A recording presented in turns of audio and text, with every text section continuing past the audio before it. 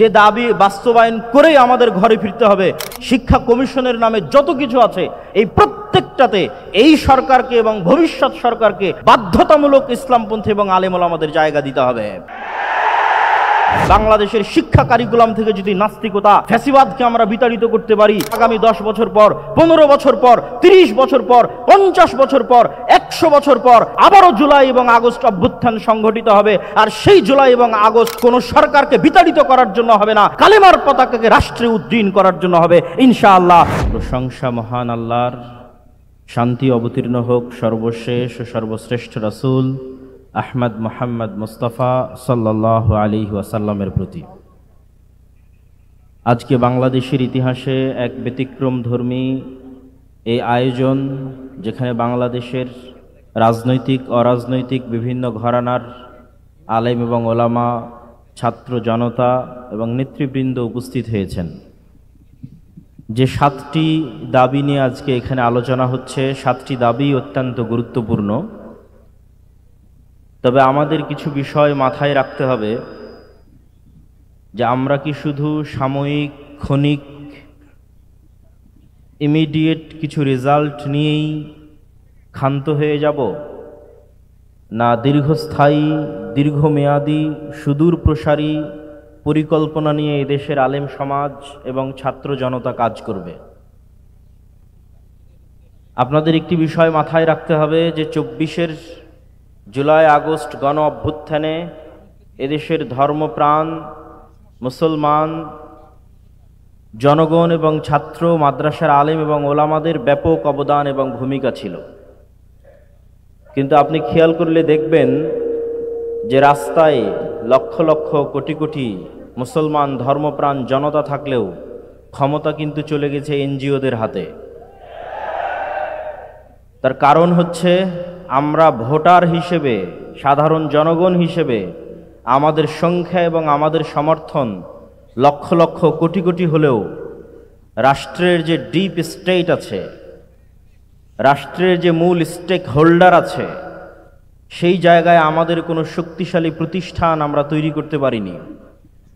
এই শক্তিশালী প্রতিষ্ঠান তৈরি করতে না পারার কারণে কোনো উদ্যোগ ঘোষণা হওয়ার পর আমরা আজীবন শুধু পুঁতিবাদী করে গেলাম, নিজেরা কোনো উদ্যোগ নিয়ে বাস্তবায়ন করতে পারলাম না। যেমন ছাত্র জনতার রক্তের উপর যে সরকার তৈরি হয়েছে, সেই সরকার প্রাথমিক বিদ্যালয়গুলোতে কোরআন শিক্ষার ব্যবস্থা না করে গানের শিক্ষার অনুমোদন দিয়েছিল।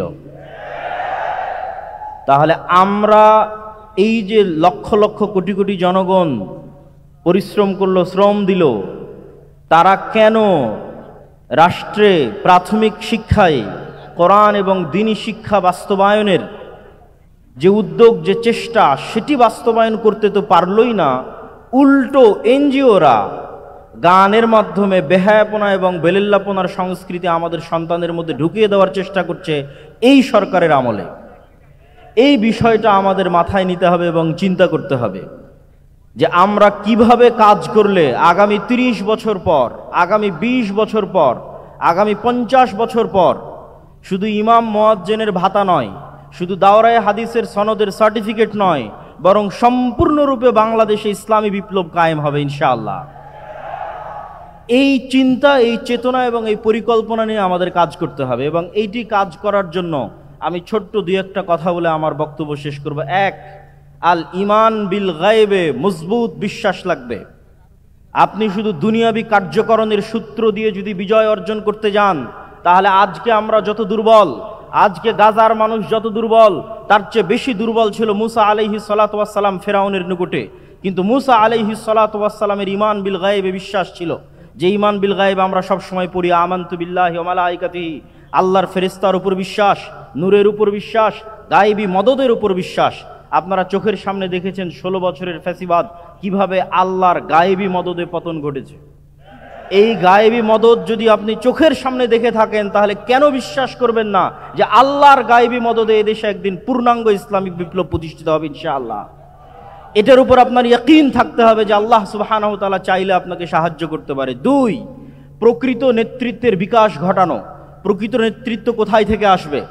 ন্যায়পরায়ণতা এবং সত্যবাদিতা হচ্ছে নেতৃত্বের অঙ্কুর উদ্গম, নেতৃত্বের বীজ ঘর। আল্লাহ যত নবী যত রাসূল পাঠিয়েছে, প্রত্যেক নবী প্রত্যেক রাসূল জন্মগত সত্যবাদী, জন্মগত আমানতদার, জন্মগত ন্যায়পরায়ণ। মূসা আলাইহিস সালাম যদি বানু ইসরাইলদের সাথে বড় হতেন, উনিও বানু ইসরাইলের স্বভাবে প্রভাবিত হতেন, কেননা গোলামের স্বভাব সবসময় সংকীর্ণ মনে হয়। এই জন্য মূসা আলাইহিস সালামকে আল্লাহ ফেরাউনের বাড়িতে লালিত পালিত করেছে, যাতে মূসা আলাইহিস সালামের সত্যবাদিতা, ন্যায়পরায়ণতা, আমানতদারিতায় চুল পরিমাণ কমতি তৈরি না হয়।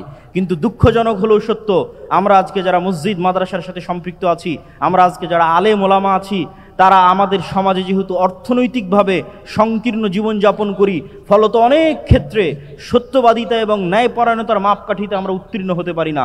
আমাদের মাথায়, অনেকের মাথায় দেখবেন গত 16 বছর ওসি ডিসি এসপি মন্ত্রী মিনিস্টার মুখে দাঁড়িয়ে আছে, কয়েকবার হজ করেছে, ওমরা করেছে, কিন্তু দেখবেন যখন চেম্বারে বসে তখন ঘুষ খায়। তাদের অন্তরে ঈমান প্রবেশ করেনি, মুনাফিকিতে ছেয়ে গেছে। এই জন্য আল্লামা ইকবাল বলেছে, সাবাক ফিরসে পড় সাদাকাত কা, শুজাআত কা, আদালত কা, লিয়া জায়েগা তুঝসে কাম, দুনিয়া কি ইমামত কা। মুসলমানেরা, আমি আল্লামা ইকবাল ইউরোপ ঘুরেছি, আমি আল্লামা ইকবাল পাকিস্তান ভারত সব ঘুরেছি, তোমাদের মধ্যে সব আছে। তোমরা আজকে থেকে সত্য বলা শুরু করো, আমানতদার হও, ন্যায়পরায়ণ হও। আল্লাহ তোমাদের শুধু বাংলাদেশের ক্ষমতা দিবে না, সারা পৃথিবীর ক্ষমতা আল্লাহ মুসলমানদের দিবে ইনশাআল্লাহ। সেই স্বপ্ন নিয়ে মুসলমানদের সামনে আগাতে হবে। সম্মানিত উপস্থিতি, এবং সর্বশেষে যে কথাটি আমি বলে আমার আজকের বক্তব্য শেষ করতে চাই, আজকে যতগুলো দাবি এখানে উত্থাপিত হয়েছে তার মধ্যে সবচেয়ে গুরুত্বপূর্ণ যে দাবি বাস্তবায়ন করেই আমাদের ঘরে ফিরতে হবে, সেটা হচ্ছে বাংলাদেশের শিক্ষা ব্যবস্থা। এনসিটিভি কারিকুলাম, শিক্ষা প্রণয়ন কমিটি, শিক্ষা বাস্তবায়ন কমিটি, শিক্ষা কমিশনের নামে যত কিছু আছে, এই প্রত্যেকটাতে এই সরকারকে এবং ভবিষ্যৎ সরকারকে বাধ্যতামূলক ইসলামপন্থী এবং আলেম ওলামাদের জায়গা দিতে হবে। এই একটা দাবিতে যদি আমরা শক্ত থাকি, বাংলাদেশের শিক্ষা কারিকুলাম থেকে যদি নাস্তিকতা, ফ্যাসিবাদকে আমরা বিতাড়িত করতে পারি, আমাদের সন্তানের হৃদয়ে যদি আমরা ঈমান বিল গায়েব এবং সত্যবাদিতা ও ন্যায়পরায়ণতার মাধ্যমে যদি তাদের নেতৃত্ব সামনে নিয়ে আসতে পারি, আর আমাদেরও যদি শক্তিশালী প্রতিষ্ঠান থাকে, ডিপ স্টেটে শক্তিশালী প্রতিষ্ঠান থাকে, রাষ্ট্রের কাঠামে শক্তিশালী প্রতিষ্ঠান থাকে, তাহলে আবারও আগামী 10 বছর পর, 15 বছর পর, 30 বছর পর, 50 বছর পর, 100 বছর পর আবারও জুলাই এবং আগস্ট অভ্যুত্থান সংঘটিত হবে। আর সেই জুলাই এবং আগস্ট কোনো সরকারকে বিতাড়িত করার জন্য হবে না, কালেমার পতাকাকে রাষ্ট্রে উদ্দীন করার জন্য হবে ইনশাআল্লাহ। ওয়া আখির দাওয়ানা আনিল হামদুলিল্লাহি রাব্বিল আলামিন। আসসালামু আলাইকুম ওয়া রাহমাতুল্লাহি ওয়া বারাকাতুহু।